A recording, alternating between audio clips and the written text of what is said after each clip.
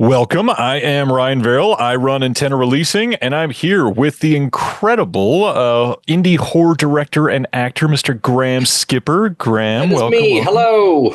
Hello, Chattanooga. It's good to be back With a here. question mark? I'm Max Headroom today, but it's good to be back and I can see you.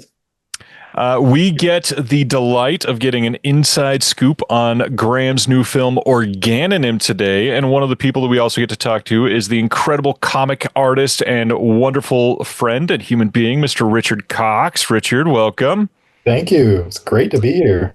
I am so stoked to hear everything that we get to share with everybody. Graham, tell the world about Organonym, first of all. Oh God. Well, first of all, I want to dive into your physical media collection behind you. I want to do like a Scrooge McDuck and just like leap into it. I've tried it. It dents the steelbooks. I will say that. I would think that the steelbooks might dent you. When you're 6'5", no, but yeah. Oh, fair. I'm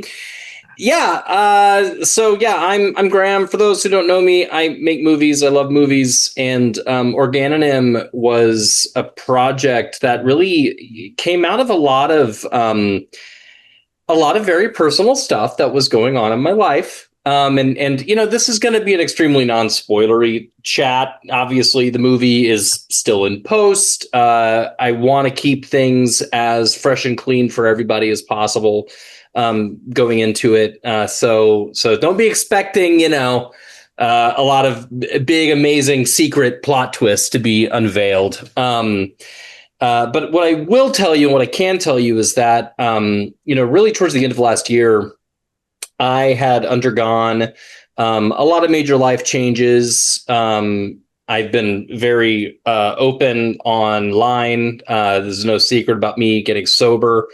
Huge change in my life. And that was tied with a lot of health stuff that was going on with me. And then also just a lot of, that stuff in the artist's life that I think plagues a lot of independent artists of, imposter syndrome being a thing. What am I doing with my life? Making movies is very, very challenging as a career choice. And so all of that stuff brewing around in my head, I ended up having a very consequential phone call with one Jeremy Gardner towards the end of last year.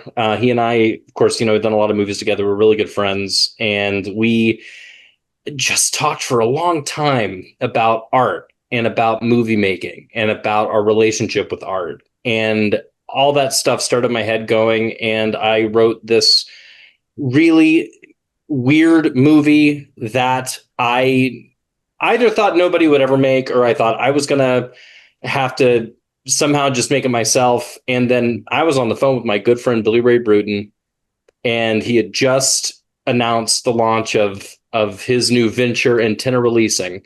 And I said, "Are you making movies?" And he goes, "We haven't yet." And that's how I met Ryan. And we, I sent them the script, and, it's such a special moment when you really connect with a group of people that is totally 100% on your wavelength. And that's what happened. So Ryan, thank you. Well, And thank Billy you. Ray, you're floating around in the ether somewhere, I think. So thank you. And so Organonym was born. It's in post now. I am incredibly proud of it, and I cannot wait to share it with everybody. Graham, you're just talking about your life changing quite a bit over the last year and a half or so. As somebody that has also lost a lot of weight myself and made some different health choices over the last 18 months or so, my big question, how do you feel? Because first of all, you look fucking incredible compared to 18 months before that. Wow. Thank you, Ryan. I feel great. I feel really good. I am very, very grateful for all of the things, as negative as they may have seemed in the moment, that led me to where I am. I feel great. Organonym would never have happened without all of those big changes. And, I process everything very openly through my art. That is how I do it. I just know that whenever I'm going through a lot of shit, that The only thing that I can ever really think to do is just like put it on paper and then hopefully one day put it out on film. Yeah. Yeah, but I thank you. I feel great. And I am I'm really excited. This feels like a fresh start for me mentally and physically, and I'm excited about it. Very, very grateful for the opportunity to have done it. Well, speaking of fresh starts, I have always enjoyed watching the creative process of one of my favorite artists, and that's Mr. Richard Cox. Richard, tell people about your history as an artist. What are some of the things that you've worked on, and what kind of medium do you work with? Oh, well, things probably, I mean, when it's talking about a film festival, people probably be most interested in is the covers I've been doing for Deaf Crocodile for their Blu-ray and 4K releases. I think I've completed four. I've colored another one, and I'm working on a fifth right now. It's right there. My mediums are primarily actually I work in and love watercolor, but I also apparently do ink wash. So I love that we discovered that together. we did. It is a beautiful thing. I did serious for Deaf Crocodile. I was like, well, how about that? I'll do ink wash now. It was not to get too into it. It was an experiment. That was the first larger ink wash I'd done. Other than that, I'd just done some little 4x9 portraiture kind of things. I was like, let's learn ink washing, and did that. So that's probably the things that most people would be interested in. I've done a good bit of commission work. I've done some web comics. I'm trained in painting, traditional painting. I can do some Photoshop work, but I'm trained in traditional painting, and yeah.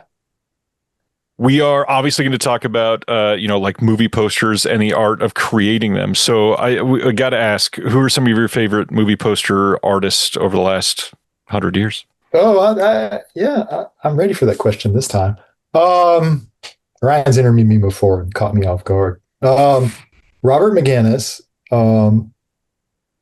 who's not also known for doing book covers. He has he's very painterly, first of all, but I mean, as Ryan knows, I love film noir or ink washing. And Robert McGinnis to me is pretty much to me noir. Deuce Drusen and Richard Amsel kind of both go without saying, given my age. They're pretty much defined adventure for me at that point. Because of my love of Japanese cinema, Noriyoshi Arai is heavy on my list. He has this he's very painterly, beautiful colors. And one of the things I love about him is, to an extent, he doesn't really give a shit what's in the movie. He's just kind of let's just amp it up to 12 and see what happens. He did a Godzilla movie poster, which is going to make Ryan laugh. He did a Godzilla movie poster. He did a whole run of them, but we won't get into that. For Godzilla versus Mechagodzilla in '93, and he took the Mechagodzilla design. It's like, well, that's nice. Let's add rocket launchers and lasers, and he's done everything from Star Wars to samurai epics. He's just a beautiful artist. Saul Bass, who doesn't love how he does design work. So true. The Polish posters are the best in general. Mm-hmm. Just sort of back to the Arai comment. They're just they do their own thing, and I just love them. They have nothing to do with the movie usually. They're just beautiful and insane. And Japanese posters. Partially, I think, because to me, since I don't read Japanese, the text becomes a part of the design. Yes. So I sort of look at Japanese posters, text, and everything around it, to me, as a part of the design. Absolutely. So it's a whole other, it kind of falls into the Saul Bass thing in that way with me. It's just all about the design work on that. Hammer, just in general, they're always very interested in more. I'm talking about classic Hammer. Getting across a feel and an emotion about the movie more than anything else. And I kind of dig that, which that's kind of a 70s thing, really, but posters. But yeah. Other than that, other poster artists aren't necessarily film artists. Pat Nagel, because again, I'm of that age. Alphonse Mucha. Picasso's poster works pretty cool.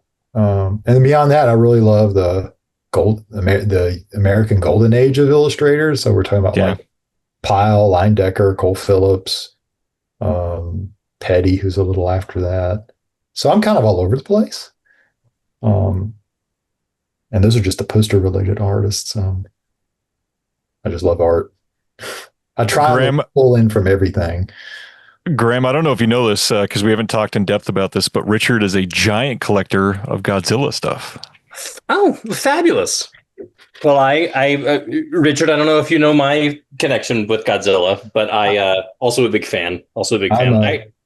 I'm probably known for my collection more than I am for my art. So nice. Nice. Yeah, I have a few Godzilla posters. I got last year on Facebook Marketplace for, it was like $100. Somebody had an original printing in a beautiful giant frame of Godzilla King of the Monsters. And like, and I got it. I was like, awesome. I'll take it. I didn't have room for it on my wall, but I made room. It's huge. Love that. I actually, it was funny. You were talking about Japanese posters. I love Japanese posters too for exactly the same reason. The text becomes a part of the design. One of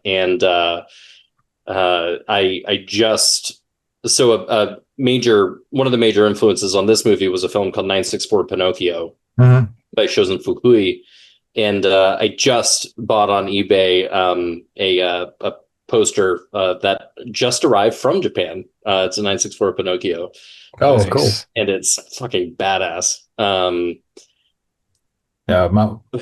have a number of Godzilla posters, but my favorite, actually, to connect to some of the other stuff I was talking about, is I have the Polish poster for Godzilla versus the Smog Monster.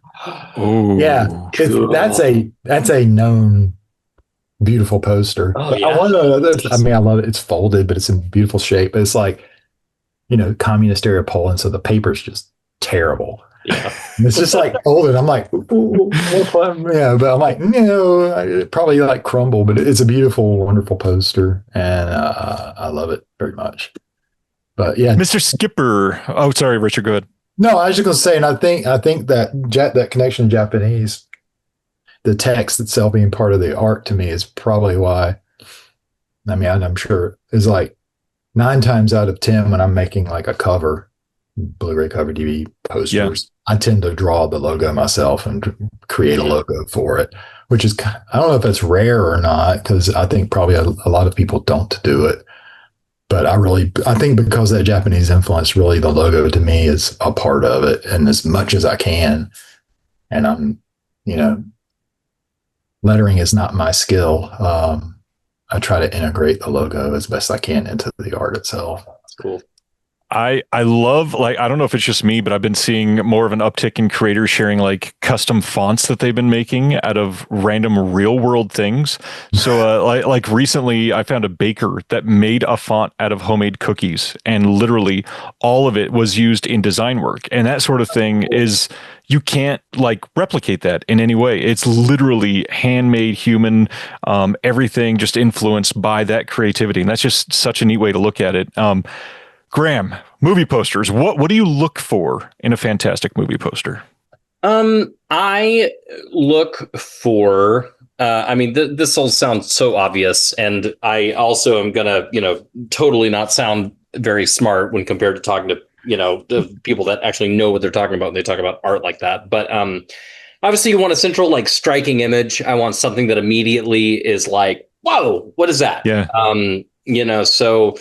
And that can either be like minimal, like you mentioned, Saul Bass, right? Like, great example of something where it's a central image, where like some of the Hitchcock posters and stuff like that, where it's just, you don't need a ton of stuff happening to get the central like soul of the piece. And I guess that's ultimately what I'm really looking for in a poster, is something that immediately in one image captures the soul of what it is. I don't really care so much about, I don't know, seeing like plot points, or whatever. It's, I want to get a sense of like, how is this movie going to feel? And I think that was the same thing of when I think back to like, my heyday growing up with VHS box art of, half the time the stuff you saw in the boxes wasn't even in the movie. Never. But it was so cool. It was like immediately like, I don't know what is in this awful little box, but whatever that is representative of is what I want to see. And so, I got to say, Richard, when we, so I've been a Deaf Crocodile fan for a while, and just apropos of nothing, I'm a big physical media collector, and I love Deaf Crocodile's stuff. I'm a big fan of Eastern European cinema, anyway, so I was already really familiar with your work without even really knowing it. And of course, then I meet Ryan and I'm going, oh my God, wow, it's all happening. But the Krakatoa box art that you did was actually like pretty influential in making this movie. Oh, wow. It sits proudly on my shelf, and I remember seeing that art. This movie it's all about me. I'm in pretty much every frame of the movie, and it's all about just my own like struggles in my head. And that image, I mean, it's such a perfect example of what we're talking about, where, you see this guy holding his head with this shattered glass coming out, and it's so immediately evocative of like, I want to go on that guy's ride. Whatever that ride is, I want to be on it. And there is a scene in the movie that is pretty heavily influenced by that piece of art. So when Ryan said that you were doing the art for this, I was like, holy shit, this is perfect. This is great. So yeah, really, really full circle for me there. It's been fun to work on. I mean, like I say, I just teased Ryan a little bit about 30 minutes ago with the latest update, and I hope it shows that I'm having fun with. I always figure the things out as I go through. My drawing is my drawing, and that's the layout and everything, but I always very much am figuring out things as I go. And like Ryan, like anyone who works with me, I'd send way too many emails, but I have an anxiety. I have a generalized anxiety. I have an anxiety disorder, so that's. Don't we all? Yeah, I get it. I'm with you. So yeah, like I was like I emailed Ryan. I was like, okay, and this is on here because I was checking to see if it did this and this and this, and it worked. So yay, and then I'll move on. But Krakatoa, yeah, I was like, it's one of the few things I've done where I have no notes for myself. I have one note for myself on that cover. That one was also very much one that I worked with Craig on. I always give, as you guys know, but for not the people watching. You can tell how into a movie I am or a concept depending on how many prelims I give you. The more prelims I give, the more I'm into it. And I think I gave you guys for this one probably 7 or so. At least 7. It might have been 8. Yeah. And my average, I try to say I'm going to give people is I promise you 3. Krakatoa, I had like over 10. And that's just because, I mean, I think I'm into noir. I'm into surrealism. I'm into check. I mean, it's kind of the same with this one. I mean, and the one that's picked, it was very much Craig's favorite. He loved the shattered glass on the one idea, and then from there, he just let me run with it. Craig's very generous in how much rope he gives me. But yeah, and Krakatoa was the one. Sirius was like, that was the first one I did for them. Sirius was very much like, okay, I want to figure this out. I've not done this kind of thing before. So I'm very much like, okay, I'm going to do this. And Krakatoa for me was very much, okay, well, I did this thing. Now I just want to take that and throw it out the window and do the exact opposite. And did that. And so now I do puppets for them. So I mean, well, and one big thing, Sirius and Krakatoa that we were both talking about are unique because they're these weird mix of genres. They're certainly not movies that you could really expect to understand from a 20-word synopsis. They're definitely things that you have to conjure a feeling with an image. And with Organonym, it's very much in that vein. So one of the big questions we got to ask, Graham, like, what do you want people to feel when they see a poster for this movie without having seen the film? I want people to, that's a great question. It's almost like you've done this before. I want people to feel intrigued. I want people to feel excited. I want people to, kind of as with everything that I work on art-wise, I want people to feel something. You know, yeah. And whatever that something is, I want it to be, I want it to be dramatic. So, you know, and just having seen what Richard's shown so far, we are definitely doing that. I'm very excited. But yeah, it's like, this year I sort of, I kind of decided, I guess I'm a maximalist filmmaker, you know, like, I guess that's what I am, kind of, you know, and I like that term because it's very, it just sort of, I don't know, for me, like when I think of a word like that, I think of, you know, big, bold images. I think of, you know, well, really, honestly, what I tell every member of my crew, and everybody that I work with on a film, and I said it on this film too, is always make the bolder choice. You know, whenever you're given two choices, whenever, you know, it's like, okay, do I use this slide or this slide? What's the bolder choice? Go this way, you know, and it's just an easy sort of divining rod to help you, I think, always make the better choice, you know, and especially on films like this, where, you know, indie filmmaking, like you're working with limited means. You don't have Star Wars money, right, to like do whatever you want. So, but you do have all these ideas, and the ideas are completely unrestricted. So how do we best get to what is in our heads? And I think it's just you be as bold as possible. And that's what I'm drawn to. And I'm drawn to, like, you know, when I think of like an Argento film, right? Like you think of an Argento film and every choice is the boldest possible one. They may not always work, but man, you feel it. You remember that image. And so I think with, you know, it's like with poster art and with this poster, what I love so much about it is that, you know, you're not going to see what like the story is, but you're going to get what I want is for people to at least get the impact of this is a world I want to step into. And this is a journey I want to go on, whatever the fuck that journey is. And so that's what I'm really excited about. And it's, I mean, I said the exact same thing about like when I was talking about Krakatoa, you know, it's the same type of deal. It's honestly, we were talking about poster art. It's like, we didn't mention Ghanaian poster art, right? Like same sort of thing as talking about Polish poster art, where I don't know what the fuck this movie is, but I'm in. Whatever this is, I'm in.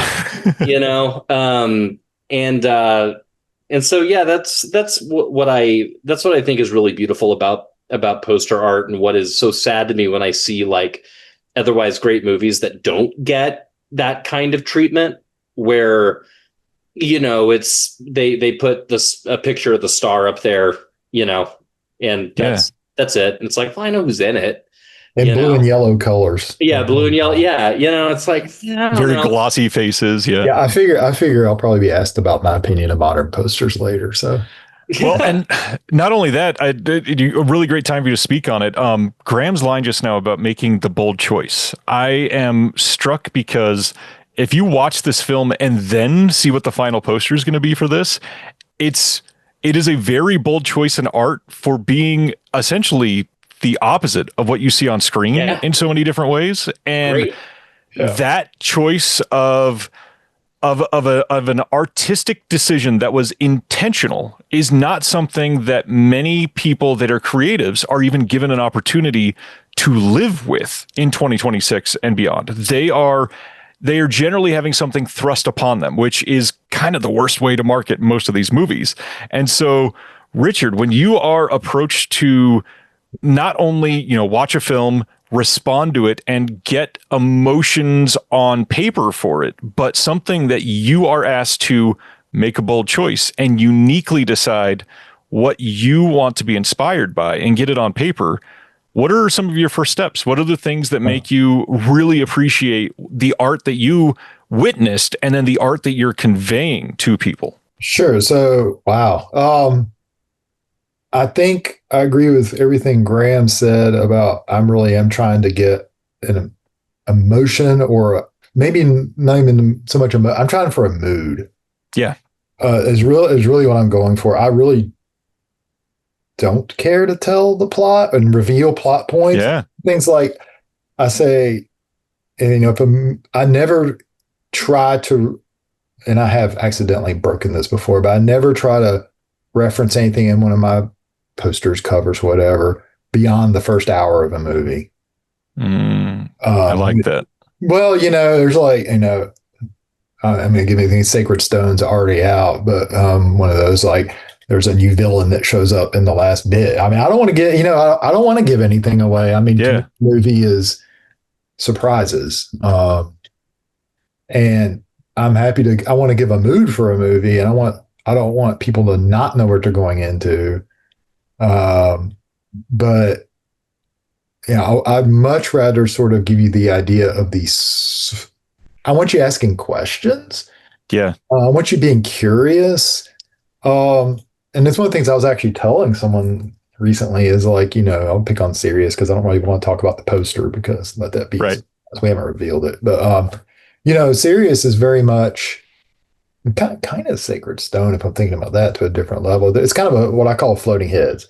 Mm-hmm. I'm doing portraiture, which to me personally, I love portraiture. It's part of my education, but well, you're fucking great at it too, so that helps. But it's you can do that with portraiture. Look at film noir. Look at Kira Crow's black and white movies. I mean, you can draw a mood with that. There's a feeling. I think because of some of the more modern posters, such as they are.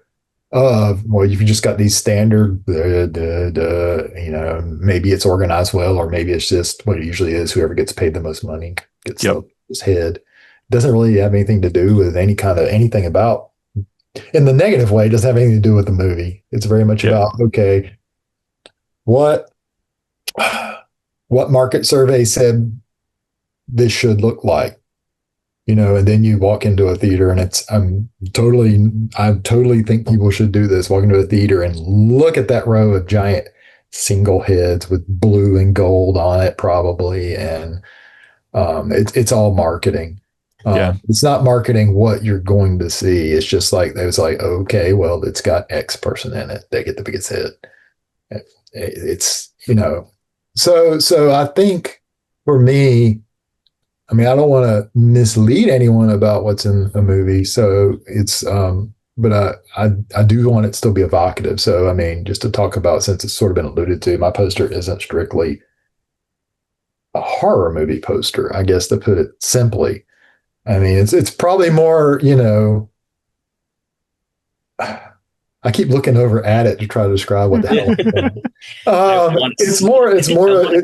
To me, it's more of an I'm going for mystery, I guess, more than anything else. Like something that evokes, well, this is interesting. What is going on with this? Yeah. But of course, I tried to make it pretty plain at the same time that you're going into something that's going to have horror elements in it. So, like I say, I don't try to mislead people, but I really am trying to pull a mood, and I'm trying to get you to like wonder about what you're going to see, and pull elements that will make people think, well, how the hell is that going to? I mean, that's what I'm going for. Well, why is that on there? That's in. Yeah, right. Exactly. Yeah, like, thank you. The lean forward.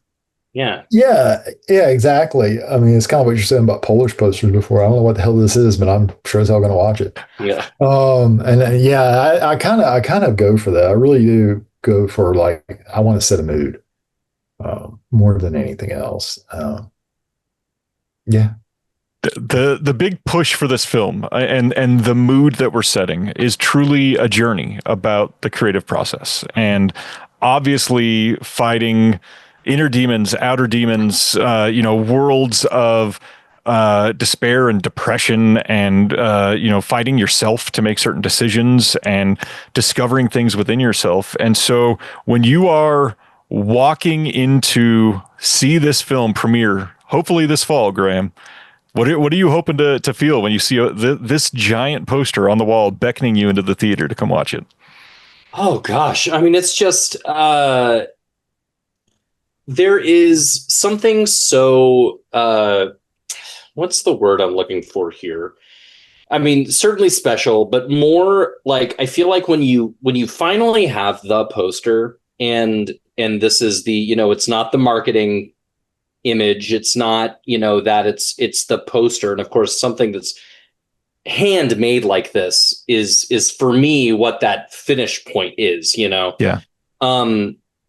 That feels like the culmination of a journey. It feels like, okay, now this is a movie, because a movie it's not just what's on the screen, right? It's also the people in the audience or the people at home watching. It's also, it's also that handheld thing that you're holding in your hand, that, but it's the poster. And I feel like, we're all generally of a certain age, and I of course think to like the great Drew Struzan, right? Where I mean, talk about images that are immediately evocative of Iconic. an entire like generation of movie going, and of a specific kind of movie, where immediately like you just immediately were there in like a movie world. You weren't standing in a movie theater lobby anymore. You were like, okay, there we are. That's the world I'm about to step into. And I feel like that is what I'm really looking forward to.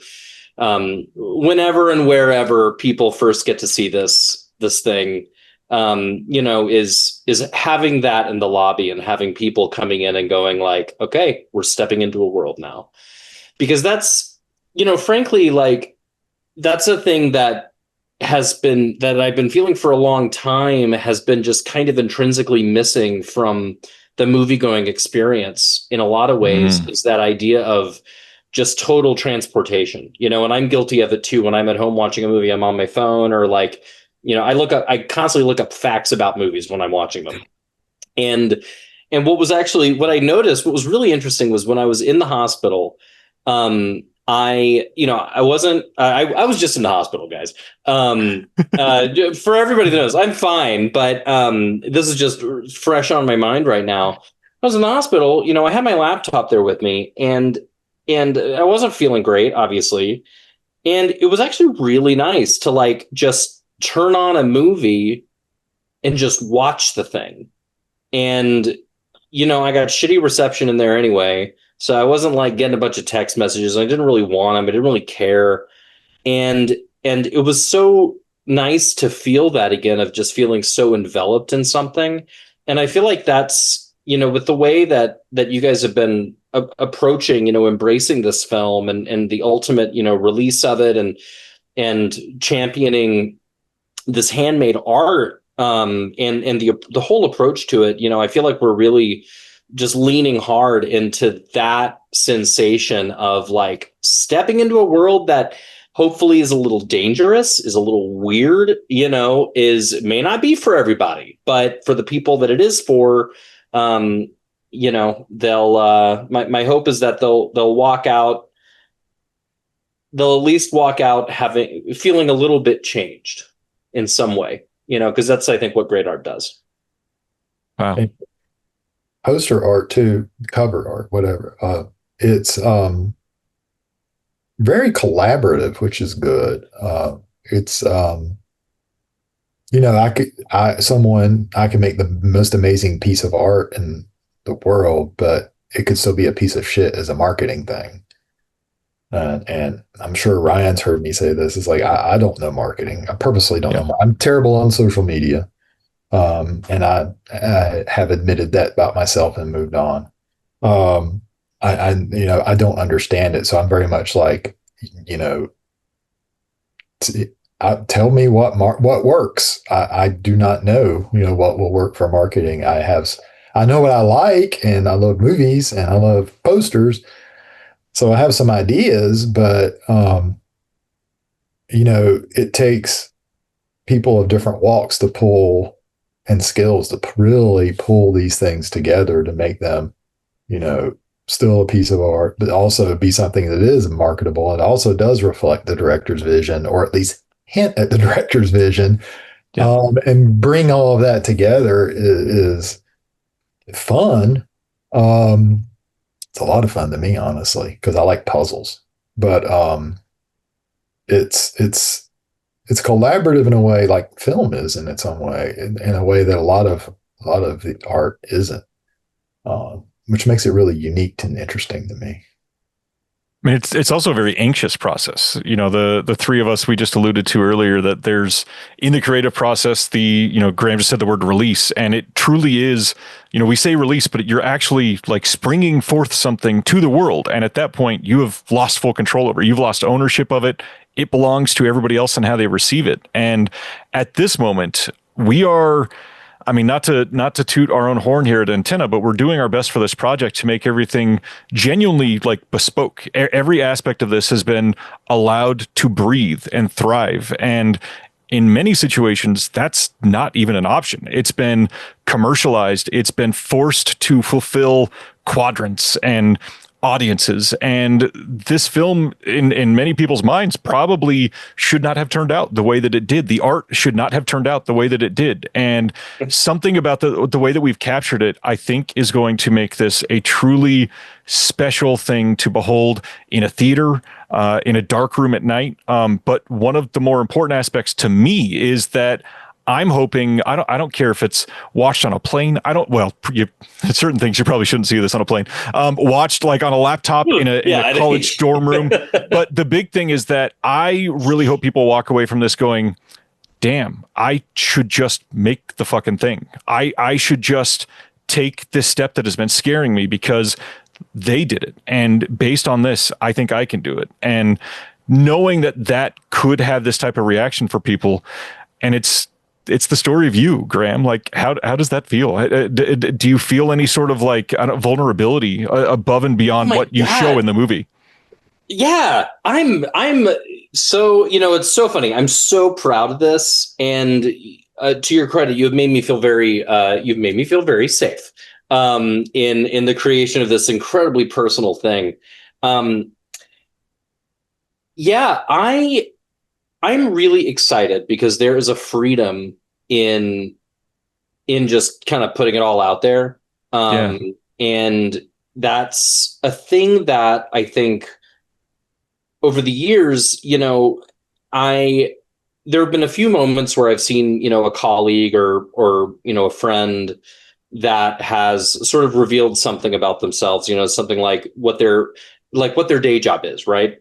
Right. And that's a thing where, for a long time, like it was kind of like a taboo thing, trying to maintain the mystique of what we're doing at the expense really of people kind of understanding the struggle. And I mean, look, we're all getting to make movies here. Like here we are talking at CFF, like things are great, right? Like, but I guess the ultimate point I'm getting at is that I am hoping that by showing some vulnerability and by, talking about some stuff that, I'm sure I don't know, I'm sure people of older generations might say like, why are you, sharing all of this about yourself?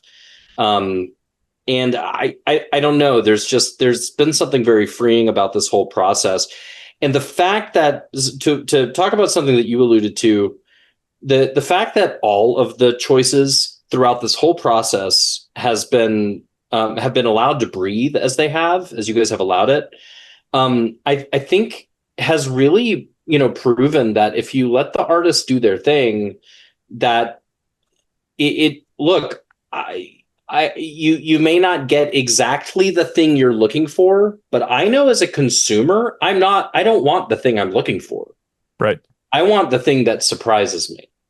And one conversation you and I had, Ryan, about Richard's work when you were showing me all the comps, right? You show or all the the many different ideas, Doodles. all the different doodles. And I loved all of them. And but the decision was made immediately when you said, this is the one Richard's most excited about. I said, well, then it's that one. Because that's, to me, where the best, like, that's where the spark is, right? And I feel like that's a thing that I know I had started to miss in my own personal career, of really trying to think, okay, what's the thing that's going to hit? You know, what's the idea that's going to hit? What's the thing that's going to be popular? You know, because from the very beginning of my days working in the theater, you know, back in like '06 in New York, everything I wrote and everything I did was like completely not commercially viable. It was like too weird. It was too strange. And I always felt so dejected because I was like, well, I don't know what the fuck these people want. You know, this is what interests me. And so this process has just been so freeing. It's like, it's great. I'm making this such a bizarre thing that is just so personal to me. And yet it's the one thing that I have created that I feel I've gotten the most feedback on, of people saying like, oh, I get this now, which is like so antithetical to what the industry kind of tells me. Right. And so I was really excited then, like, to see the direction that the art was taking, and then also just to see what Richard was personally excited about, because I know as an artist, that's where the magic happens, right? Yep. That's the lean in of, as an artist, of like, oh, I'm excited to write this now.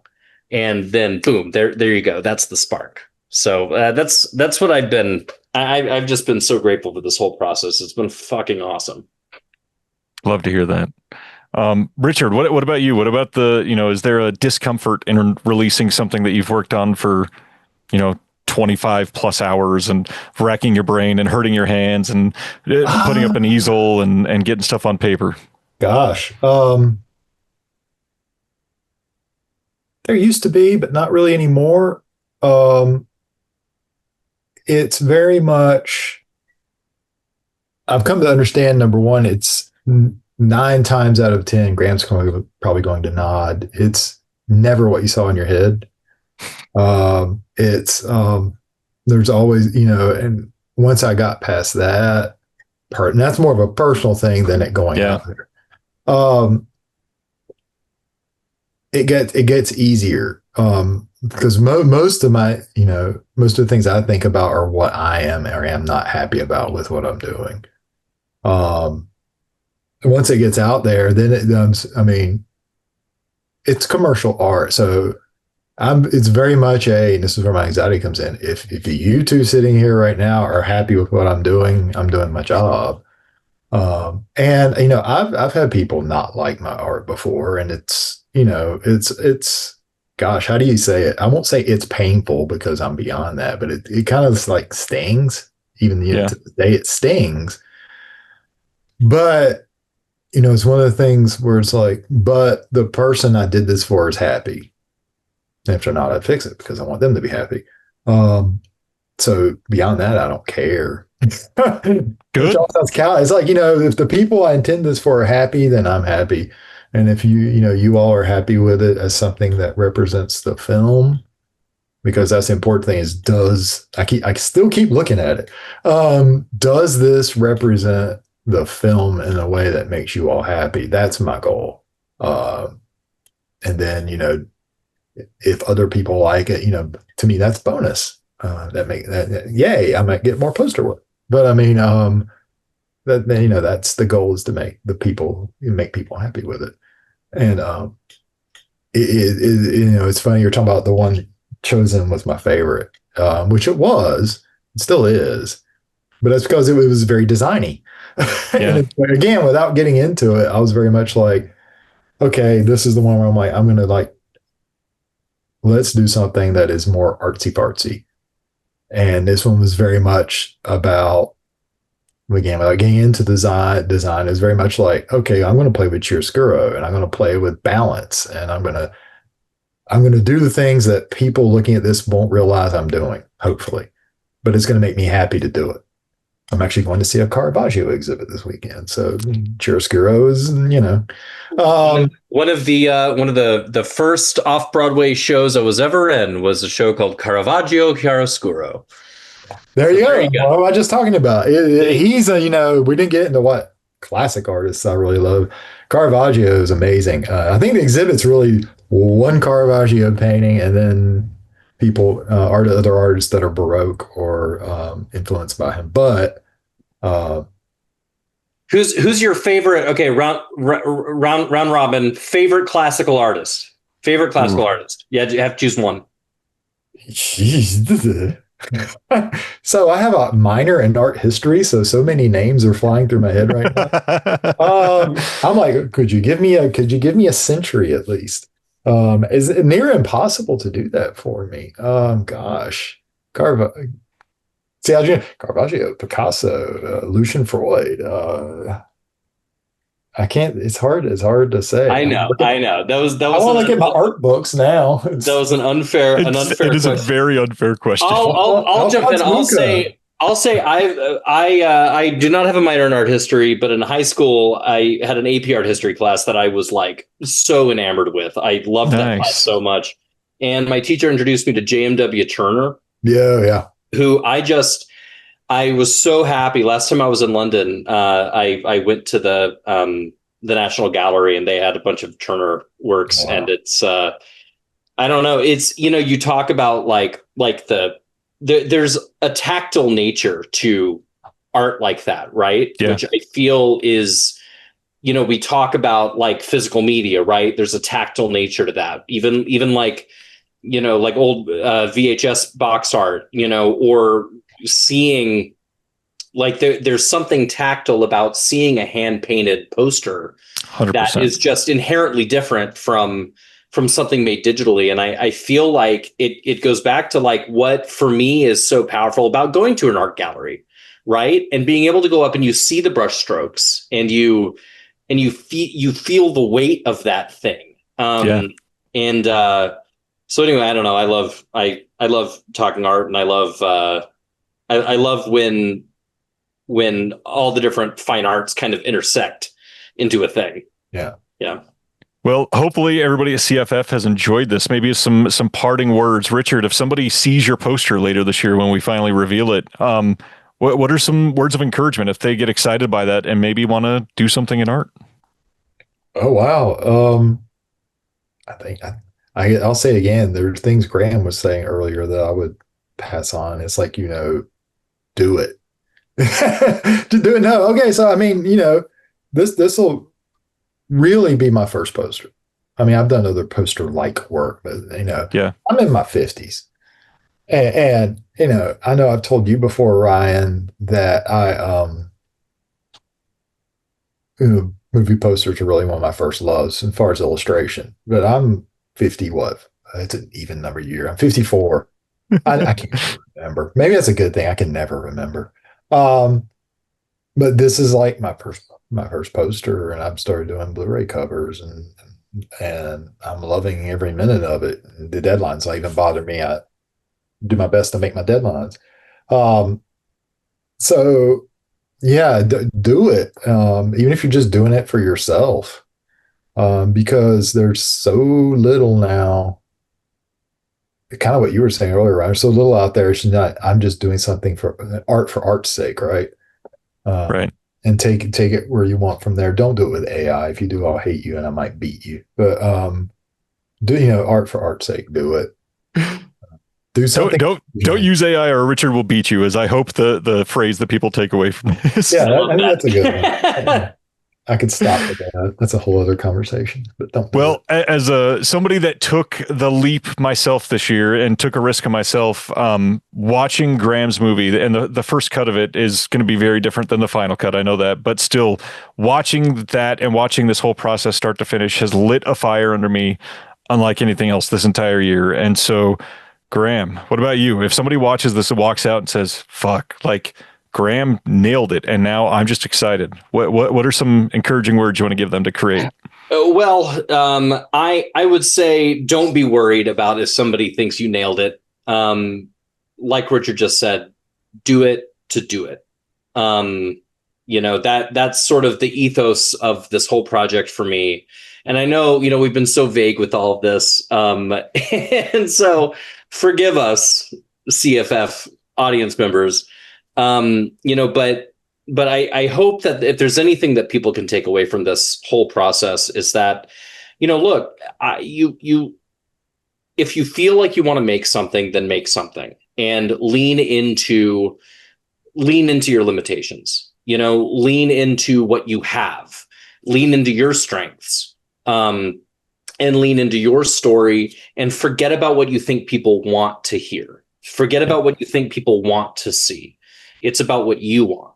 And look, that might not be the best like business advice, for somebody like trying to, there are lots of different paths forward in this industry. But for me, I had to remind myself that we all, I would presume, started down these paths because we love it. We love doing art to a degree. We have to do it. And I was trying to explain that to someone about myself recently. It's not just that I like to do it, which I do, but I have to. And I imagine there's a lot of people out there that feel the same thing, that think I have to, but feel disappointed because they're not achieving XYZ thing that whatever, the world has told them that they're supposed to be achieving. Like, make your thing. Make it mean something. Make it mean something to you. And I guarantee you that there's somebody else out there that feels the same thing as you. And, forget about everything else. Find the joy in it. And I firmly believe that we respond as audience members to seeing people on screen, on stage, in a dance hall, in an art gallery, whatever. If they're enjoying what they're doing, or if they're at least feeling what they're doing, then we're going to feel it too. And it doesn't matter what we've been in, our preconceived notions. If they felt it, then we're going to feel it. And I will say, I know we're coming up on we got to wrap this up, but I did want to say, this is a sneak peek.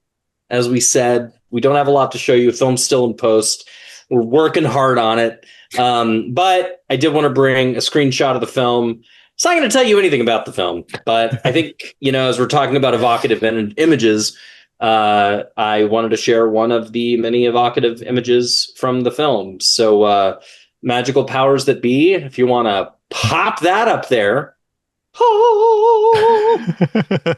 There it is. Richard, Brian, thank you for being a part of this team that has helped me see this wild thing come into fruition. And, it brings me a lot of joy to know that other people are inspired creatively and are having joy working on it too, because that's what it's all about, right? We gotta have fun.